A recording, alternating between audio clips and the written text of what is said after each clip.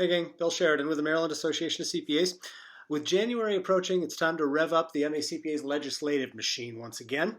Maryland's General Assembly will soon be gathering in Annapolis for its 2016 legislative session, which means CPA Day is right around the corner. And that means we need to brush up on the issues that Maryland CPAs will be watching this year. I spoke with MACPA CEO Tom Hood recently, and he broke down some of those issues. Here's Tom. We're approaching the 436th session of the General Assembly in Maryland on January 13th, where 2,500 bills will be heard over a 90-day period across 188 legislators. Mark Twain once said, "No man's life, liberty, or happiness are safe when the legislature is in session," and that's true for CPA. So MACPA has been playing both sides of the ball: offense, proactive legislation; defense, stopping bad legislation that would impact CPAs, our profession, and the licensing process for CPAs.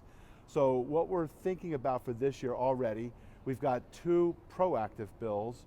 One is supersedious bonds, it's appeal caps. It's about firm and corporate liability, and we call it giving them access to appeals or access to justice.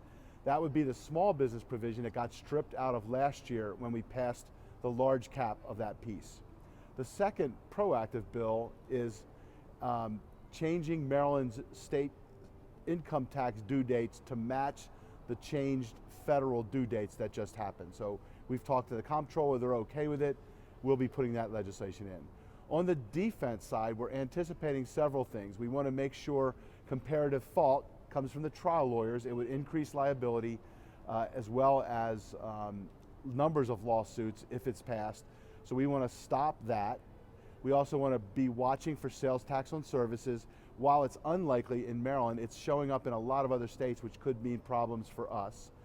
Third, we also are looking at an anti-non-disclosure and anti-non-compete legislation that was introduced last year and defeated, but we think it might be back this year.